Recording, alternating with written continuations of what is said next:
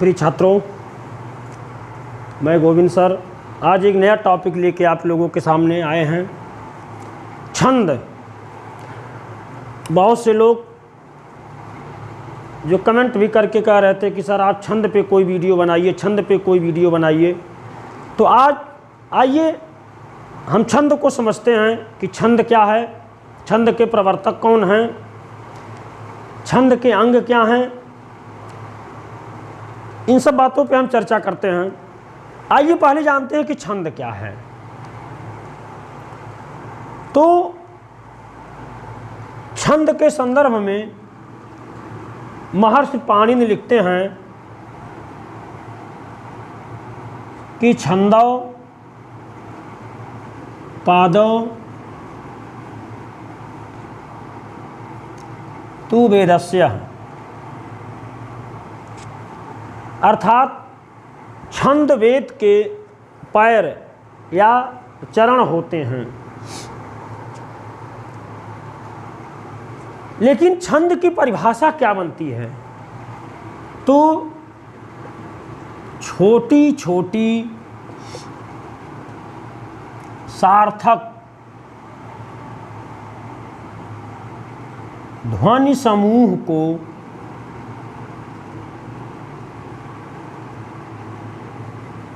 छंद कहते हैं।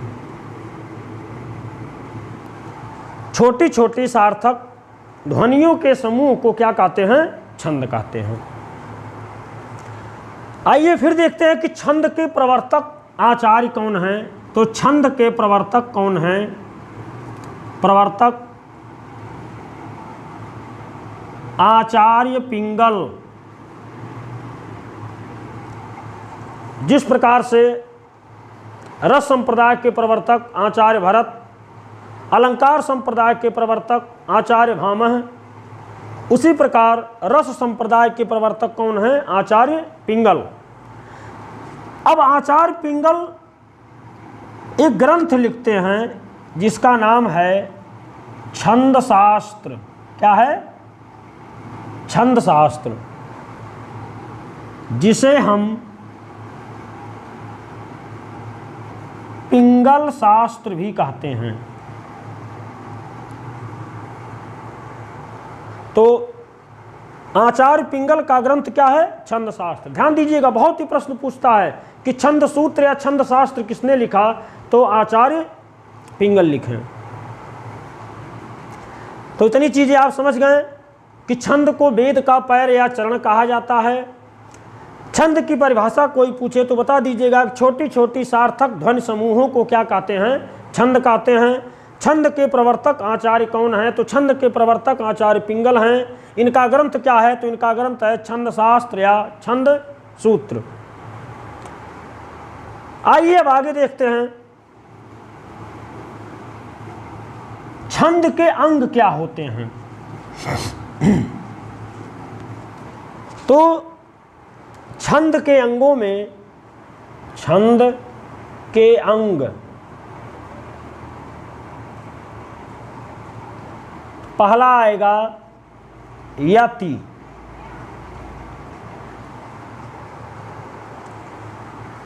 यति क्या है? छंदों के उच्चारण में जहां हमारी जिह्वा विराम लेती है उसे हम क्या कहते हैं? यति। इसका दूसरा नाम है विराम चिन्ह। यति को क्या कहते हैं? विराम चिन्ह। जैसे आइए उदाहरण दे करके समझते हैं। जैसे एक छंद लिखते हैं, वाम अंग शिव शोभित, वाम अंग शिव शोभित शिवा आधार,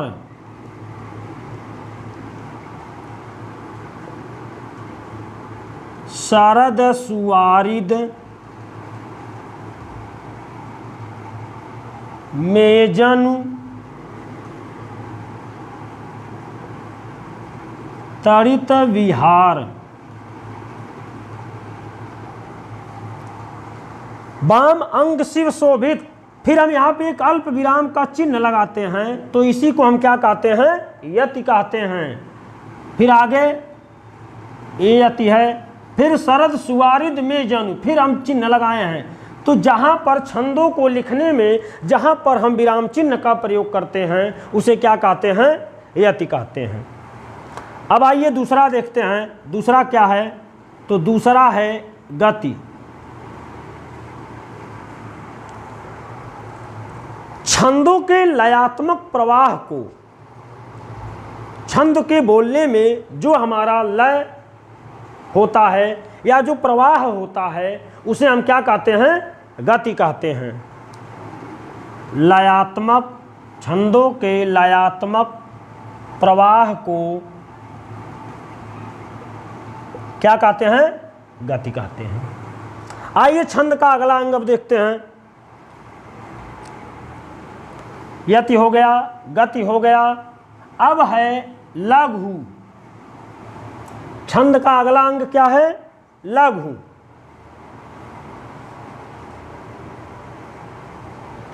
आइए देखते हैं कि लघु क्या होता है। तो जो वर्ण या जो शब्द अ, ई, उ और री से बनते हैं उसे हम क्या कहते हैं?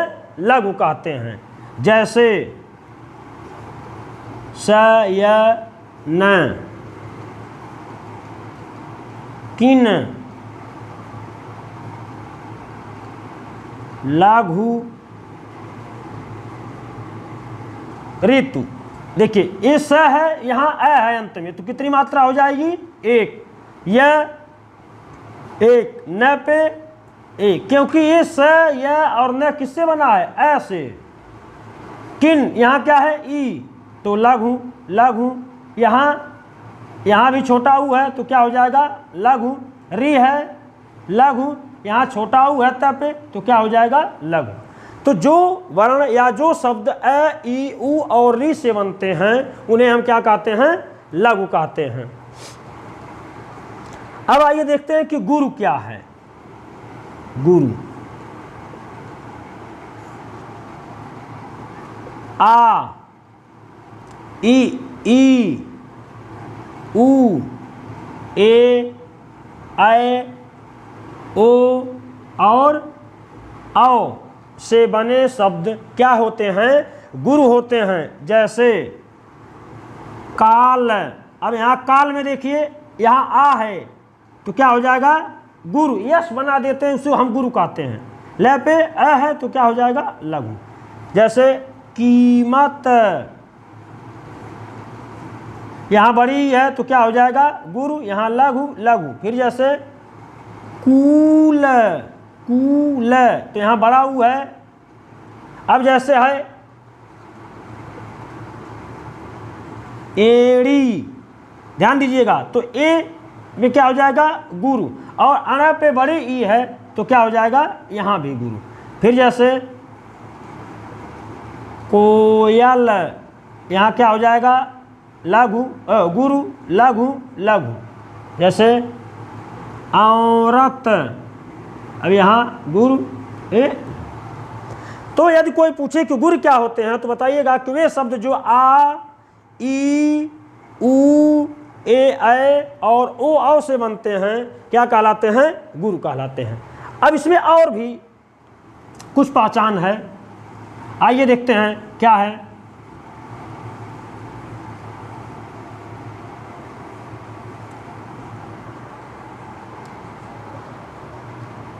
अनुस्वार और विसर्ग वाले शब्द क्या होते हैं? गुरु होते हैं। ध्यान दीजिएगा, अनुस्वार और विसर्ग वाले शब्द क्या होते हैं? गुरु होते हैं। जैसे अंत, यहाँ अनुस्वार लगा है तो क्या हो जाएगा? गुरु। ये क्या हो जाएगा? लघु। अब अंत को हम इस तरीके से भी लिख सकते हैं, अंत। अब आप देखेंगे, बोलिए अंत, तो इस न का बल अ पे पड़ रहा है तो क्या हो जाएगा? गुरु, लघु। फिर जैसे पयः, पान। अब यहाँ विसर्ग लगा है तो क्या हो जाएगा? गुरु, गुरु लघु। ध्यान दीजिएगा इसको कि अनुस्वार और विसर्ग वाले वर्ण क्या होते हैं? गुरु होते हैं। अब अगला है पहचान गुरु वर्ण का। यदि संयुक्त वर्ण के पूर्व वर्ण पर बल पड़े, संयुक्त वर्ण के पूर्व वर्ण पर बल पड़े, बल पड़े तो क्या होगा? गुरु होगा। संयुक्त वर्ण के पूर्व वर्ण पर यदि बल पड़े तो क्या होगा? गुरु होगा। जैसे आइए हम समझते हैं, लक्ष, तक्ष, शिला, कक्ष।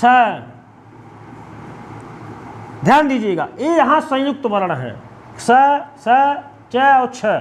अब आप बोलिए लक्ष, लक्ष, तो समय छ पे नहीं लग रहा है, किस पे पड़ रहा है? ल के, यानी संयुक्त वर्ण के पूर्व वर्ण पे पड़ रहा है। आप बोलिए तो आपको खुद आभास होगा, बोल के ट्राई कर लिया करिएगा। जैसे लक्ष, बोलिए लक्ष, तच्छ, कक्ष, तो क्या हो जाएगा? गुरु। ये क्या हो जाएगा? लघु। ये क्या हो जाएगा? गुरु। ये क्या हो जाएगा? लघु, लघु, गुरु। यहाँ भी वही हाल होगा। चेक का बल किस पे पड़ रहा है? क पे, कक्ष, तो क्या हो जाएगा? आ गया समझ में? अब अगला नियम है, यदि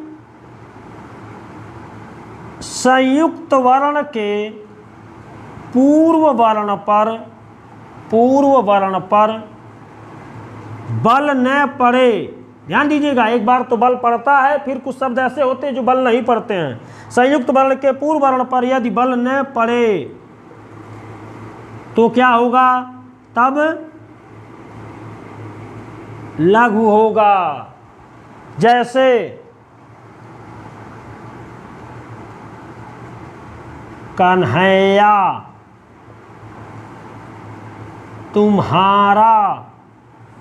उच्चारण करिए, कन्हैया, कन्हैया, कन्हैया। अब यहाँ जो न है ये दोनों संयुक्त हैं। अब इसका बल क्या पे न पड़, कि कहाँ पड़ रहा है? इसी वर्ण पे पड़ रहा है, तो इसके पूर्व वाला वर्ण क्या हो जाएगा? लघु। और ये क्या हो जाएगा? गुरु, गुरु। तुम्हारा, तुम्हारा, बोलिए, तो यहाँ क्या हो जाएगा? लघु। मैं का बल है पे पड़ रहा, तो यहाँ गुरु और गुरु हो जाएगा। तो प्यारे बच्चों, इस 2-3 नियम को सीख लीजिएगा कि आ, ई, उ, ए, ऐ, ओ, औ से बने वर्ण क्या होते हैं? गुरु होते हैं। अनुस्वार और विसर्ग वाले वर्ण क्या होते हैं? गुरु होते हैं। संयुक्त वर्ण के पूर्व वर्ण पर यदि बल पड़े तो पूर्व वर्ण क्या हो जाएगा? गुरु होगा। यदि संयुक्त वर्ण के पूर्व वर्ण पर बल न पड़े तो वो क्या हो जाएगा? लघु हो जाएगा। अब आइए देखते हैं हम अगला। हम यति जान गए, गति जान गए, लघु जान गए, गुरु जान गए। अब छंद का अगला अंग है गण। क्या? गण। 5वां अंग क्या है? गण। गण किसे कहते हैं? ये बार बार पूछा जाता है कि गणों की संख्या कितनी होती है। तो 3 अक्षरों के समूह को, 3 अक्षरों के समूह को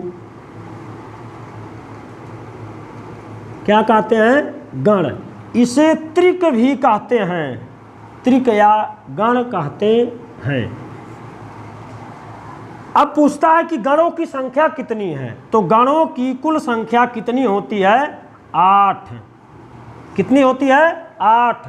और पूछता है कि 8 गण कितने वर्णों से मिलकर के बनते हैं? तो 10 वर्णों से मिलकर के बनते हैं, 10 वर्णों से। जैसे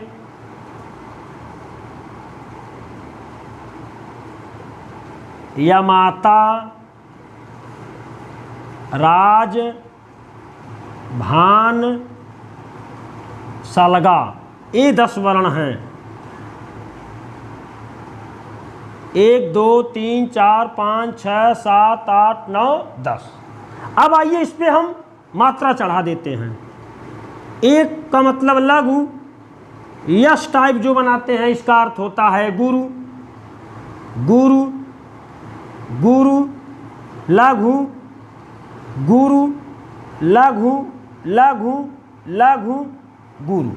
अभी बताया है कि जिन जो वर्ण में ए, ई, उ, री आए वो लघु होगा, और जहाँ पे आ, ई, उ, ए, ओ, औ आए वो क्या होगा। अब यह पे एक मात्रा है तो एक लिखा जाएगा, मैं में आ की मात्रा है तो गुरु होगा। इस तरीके से ध्यान दीजिएगा। अब हम 3 का जोड़ा बना करके इसको अलग कर लेते हैं। तो पहला जोड़ा हमारा क्या बनेगा, 3 या माता, या माता। फिर यह को छोड़ देंगे, फिर 3 का जोड़ा बनाएंगे तो दूसरा क्या बनेगा, मातारा। क्या बनेगा, मातारा। अब माँ को छोड़ देंगे तो ताराज, ताराज। ता को छोड़ देंगे तो राजभा, राजभा, राजभा। फिर र को छोड़ देंगे तो जभान। क्या बनेगा, जभान, जभान। जय को छोड़ेंगे तो क्या बचेगा, भानस, भानस, भानस।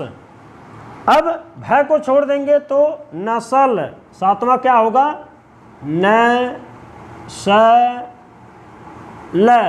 अब स न को छोड़ देंगे तो क्या बचेगा, सलगा, सलगा। अब स को छोड़ेंगे तो उसके बाद हमारा जोड़ा नहीं बनेगा, इसलिए यहीं पे छोड़ देंगे। अब हमारे कितने गण हो गए, या माता, मातारा, ताराज, राजभा, जभान, भानस, नसल और सलगा, यानी 1 2 3 4 5 6 7 8। इस प्रकार गणों की संख्या कितनी हुई, 8। अभी हमारे गण नहीं बने हैं, आइए हम ध्यान देते हैं कि अब हम इसको गण में कैसे बदलते हैं। या माता, इसका अब इस पर हम पहले मात्रा चढ़ा लेंगे तो लघु, गुरु, गुरु, गुरु, गुरु, गुरु, गुरु, गुरु, लघु, गुरु, लघु, गुरु, लघु, गुरु, लघु, गुरु, लघु, लघु, लघु, लघु, लघु, लघु, लघु, गुरु। लीजिए हम सब पे मात्रा रख दिए। अब हर एक से एक एक अक्षर, पहला अक्षर ले करके और आगे हम गण लगा देंगे। तो या माता को क्या कहते हैं, या गण। मातारा को मैं गण, ताराज को तगण, राजभा को रगण, जभान को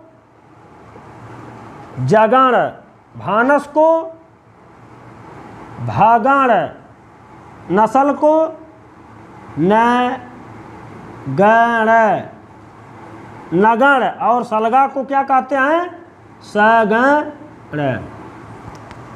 तो प्यारे बच्चों इसे ध्यान से समझिएगा। अब यमाता को यगण, अब इसे हम यगण को लिख सकते हैं लघु, गुरु, गुरु। मगण को गुरु, गुरु, गुरु। तगण को गुरु, गुरु, लघु। रगण को गुरु, लघु, गुरु। जगण को लघु, गुरु, लघु। भगण को गुरु, लघु, लघु। नगण को लघु, लघु, लघु। और सगण को लघु, लघु, गुरु। ये हमारा कंप्लीट हो गए 8 गण जो होते हैं। तो प्रिय छात्रों इसको आप ध्यान से समझिएगा, स्क्रीनशॉट भी ले सकते हैं। तो कुल गण कितने होते हैं, 8। एक प्रश्न जरूर ध्यान दीजिएगा कि गणों की कुल संख्या कितनी होती है, तो 8। गण किसे कहते हैं, तो 3 अक्षरों के समूह को हम क्या कहते हैं, गण कहते हैं। आइए अब हम देखते हैं कि छंद के भेद कितने होते हैं। छंद के भेद,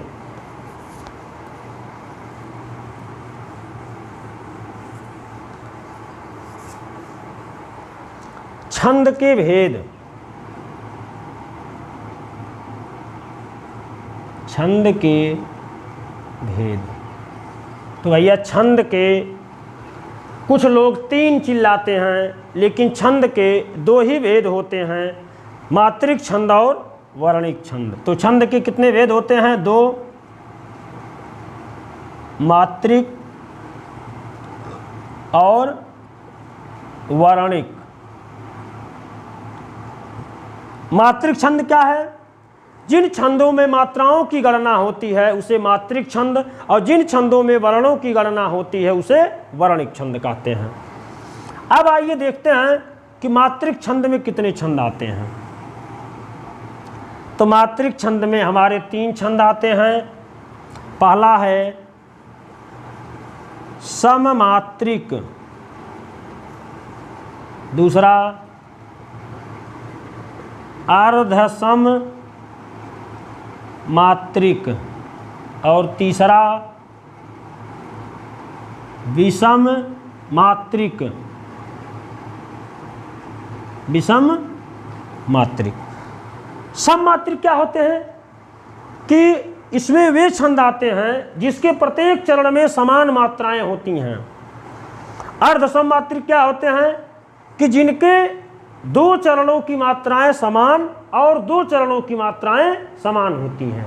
यानी जैसे दोहा है तो आप देखेंगे कि इसमें पहले और तीसरे चरण की मात्राएं समान होती हैं, लेकिन दूसरे और चौथे चरण की मात्राएं समान होती हैं। विषम मात्रिक छंद क्या है? इसमें वे छंद आते हैं जो 2 भिन्न छंदों से मिलकर के बने होते हैं। जैसे इसमें आएगा, इसका ट्रिक है छाकू, ये ट्रिक है TRIC, हाँ ट्रिक। दरअसल हमारा सब्जेक्ट अंग्रेजी नहीं है। तो छकू, छ से क्या हो गया? छप्पय। कू से क्या हो गया? कुंडलिया। ये हम बता दिए आपको पहले। अब अर्धसम मात्रिक का ट्रिक क्या है? इसका ट्रिक है ब दो सो उ, बदो सो उ। तो ब से क्या हो गया? बारवय, 2 से दोहा, सो से सोरठा, उ से उल्लाला।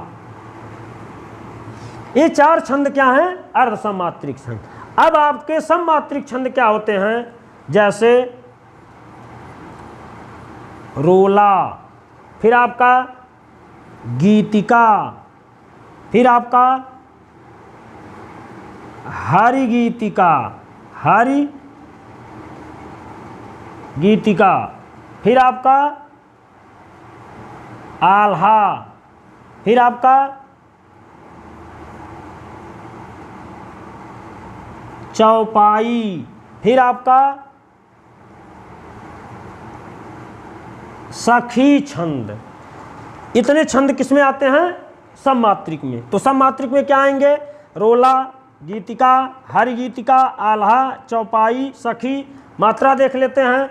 सखी में 14 मात्राएं, चौपाई में 16 मात्राएं, आल्हा में 31 मात्राएं, हरि गीतिका में 28 मात्राएं, गीतिका में 26 मात्राएं, रोला में 24 मात्राएं, बारवा में 19 मात्राएं, दोहा में 24 मात्राएं, सोरठा में 24 मात्राएं, उल्लाला में 28 मात्राएं। अब आप देखेंगे छप्पय और कुंडलिया। तो कुंडलिया दोहा और रोला से मिलकर के बना है, और छप्पय आपका जो है रोला और उल्लाला से मिलकर के बनता है। देखिए पूछता है कि कौन सा छंद रोला और उल्लाला से मिलके बना है? रोला और उल्लाला से। तो कौन सा छंद बना है? छप्पय। अगर पूछे कि कौन सा छंद दोहा और रोला से बना है, तो आपका कुंडलिया छंद। तो इसे ध्यान से समझिएगा। यहाँ से प्रश्न पूछे जाते हैं कि कौन से अर्धसममात्रिक छंद हैं, तो अर्धसममात्रिक का ट्रिक क्या बताए हैं? बदो सो, क्या? बदो सो, यानी बारवा, दोहा, सोरठा, उल्लाला। विषम मात्रिक छंद का ट्रिक क्या है? छाकू। छ से छप्पे, कु से कुंडलिया, बाकी करे बाद जितना छंद बचता है सब क्या हो जाएगा, सममात्रिक छंद। बच्चे क्या करते हैं कि वो लोग पहले जो है सममात्रिक छंद याद करना शुरू कर देते हैं, इसीलिए उनको याद नहीं होता है। सममात्रिक की संख्या ज़्यादा है उसको छोड़िए, पहले जो कम है उसको याद करिए। तो पहले क्या याद करना है, बदो सो, बदो सो। तो बदो सो क्या है, अर्ध सममात्रिक छंद, बदो सो। रट जाइएगा भला होगा, नहीं रटेंगे तो आप जानो, आपका काम जाने। वैसे बरवा, दो से दोहा, सो से सोरठा, उ से उल्लाला। विषम मात्रिक में छकु, छ से छप्पे, कु से कुंडलिया, और जो बचा वो क्या हो जाएगा, सममात्रिक छंद। तो प्रिय छात्रों, हमको उम्मीद है कि आज का यह टॉपिक आप लोगों को अच्छा लगा। अगर हमारा यह वीडियो अच्छा लगा हो तो लाइक, शेयर और हमारे चैनल को ज़्यादा से ज़्यादा सब्सक्राइब करें, क्योंकि केसरी हिंदी रिसर्च सेंटर ही एकमात्र ऐसा चैनल है जहां आपको प्योर मैटर देगा, सॉलिड मैटर देगा, कि ताकि आप एग्जाम में जाएं और यहां से कुछ लाभ ले सकें। नमस्कार।